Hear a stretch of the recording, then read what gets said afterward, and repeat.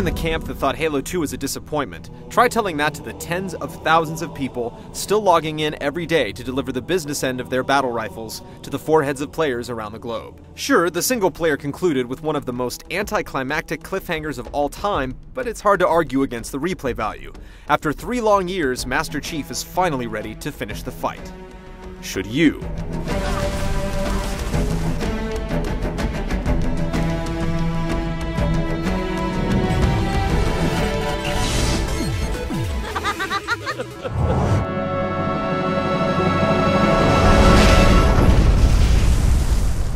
Halo 3 doesn't wait long to sew up the loose ends from the second game, as Master Chief finds himself on Earth, where he's forced to take up an alliance with the Arbiter.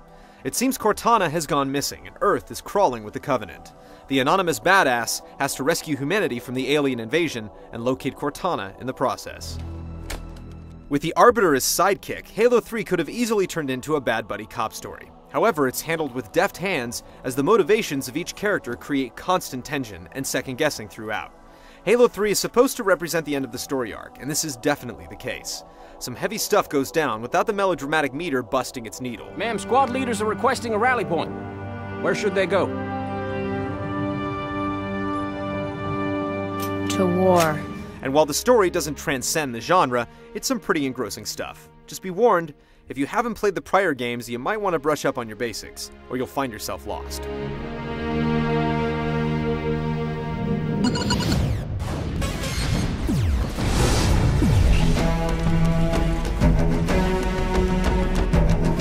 The original Halo was criticized for its repetitive levels, but it did manage to bring about some significant tweaks to the genre. Halo 2 was more of a refinement of those concepts, with an amazing online multiplayer component. Halo 3 is more like the latter than the former. The single-player campaign still plays without any major bouts of loading, as each new area streams off the disc. There are still safe checkpoints after each major confrontation, and overall, it's very much the Halo experience you've come to know and love. Tack on the ability to play through the campaign cooperatively with up to 3 other people online on 4 different difficulty settings, and you can begin to see how the 10 to 15 hours it takes to complete, based upon skill level, works out to be much more than that. Its longevity is bolstered even further by campaign scoring. As you and your friends play through the campaign together, you're rewarded with points that will ultimately earn you achievements. If you find one of more than a dozen skulls scattered throughout the game, you can enable it to get point multipliers. To balance things, each skull you enable makes the game more difficult. The entire campaign is designed like one big roller coaster. There are no repeat levels, hardly any backtracking, and no need for arrows on the floor showing you which way to go. While it remains a linear experience, you're swept along from one epic confrontation to another at an unrelenting pace. There is no downtime in Halo 3, and every locale is unique and memorable. Then there's the 16-player multiplayer. If you're one of the people still playing Halo 2, you might as well clear your calendar now, and for the next several years. Halo 3 is loaded with that much content. There are 11 different maps on the disc, and each has its own distinct personality and requirements for success. Some consist of tight quarters, where respawning can't happen soon enough, and the battle ebbs and flows back and forth like a seesaw. And then you have the classic county-sized maps, where vehicles and organized transport play a much larger role. And then there are the ones in between, where infantry and transport are important in equal measure. Everything from the weapon and vehicle placement to the terrain has been perfectly balanced to facilitate heated online hostilities. When you do grow tired of them, you can always turn to the Forge option. Here you can build your own maps and game types right down to where every last weapon and object is placed. You're given templates to work from, and the interface is so easy to use that your imagination is free to run wild. You can then upload your creations for others to play and rate, ensuring that the cream always rises to the top. The final new feature is the Movie Maker. Ever want to remind a friend how you stuck him with a grenade and relive one of your finest moments on the battlefield? That's what it's for. You can save the relatively small files on your hard drive and then send them to friends or snap some screenshots. It works well, though we would have liked to have the ability to edit multiple clips together or export clips so that they could be used by other pieces of hardware. Halo 3 is like your girlfriend's vacation suitcase. It is bursting at the seams. There's so much to play and fiddle with that we can't imagine getting more entertainment value out of $60.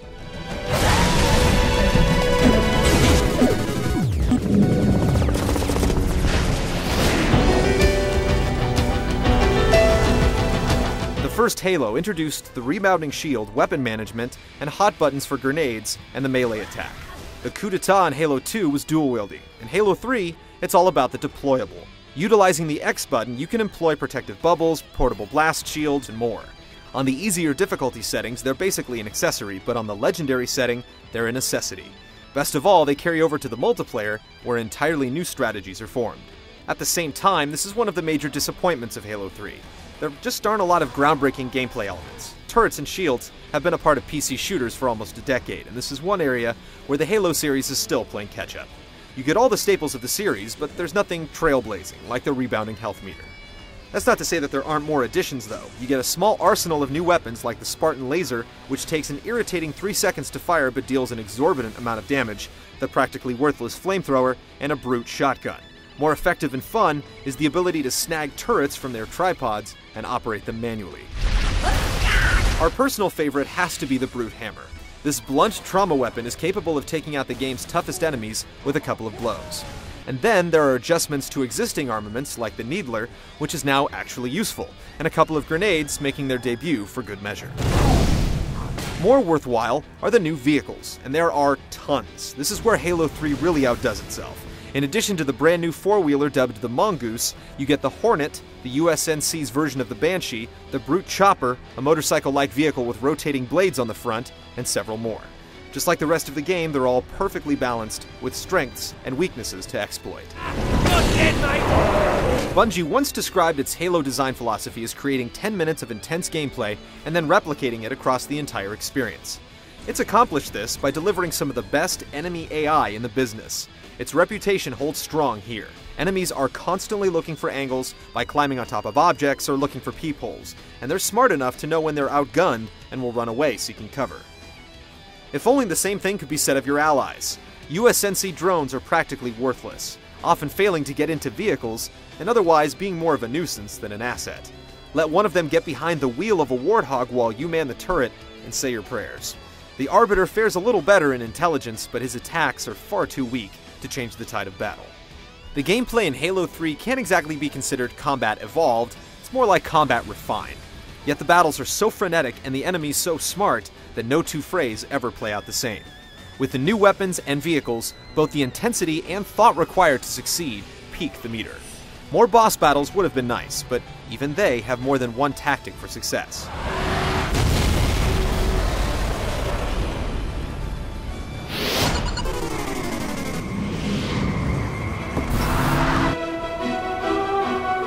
The first two Halo games set technical benchmarks on the consoles, but this is one area where Halo 3 will be a disappointment for some. It's definitely not the best looking console game on the market, or even its platform, but it's still bursting with visual trickery and eye-popping scenery. It also manages to run in a rock-solid clip while splashing literally dozens of enemies across the display, all engaged in combat with explosions, vehicle damage, and some incredible physics commencing at once. The real sore spot is the character modeling. They simply don't look as good as you'd expect. The audio pulls no punches and manages to trump the visuals by a substantial margin. There are so many different audio clips for Allied soldiers that you'll be hearing new ones right to the end. Hurl next time! The writing is sharp and witty, and the voice acting throughout is impeccable. Check it out. No way. A Spartan? For real? You better not be. Oh man, he's here. Once again, the score comes shining through and kicks in at all the right moments, sending those chills up your spine that only gaming can provide.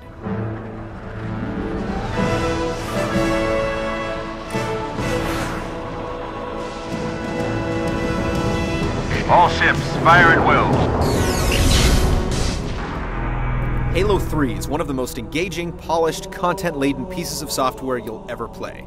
The single player winds down the story nicely while providing one epic confrontation after another, and you'll want to finish the fight several times over. It's relentless, finely crafted, expertly tuned, excellently paced, and incredibly satisfying. And where replay value is concerned, few console games are in the same galaxy. Raid the couch, search the car, and whatever else it takes to pay for Halo 3. The Chief is no thief.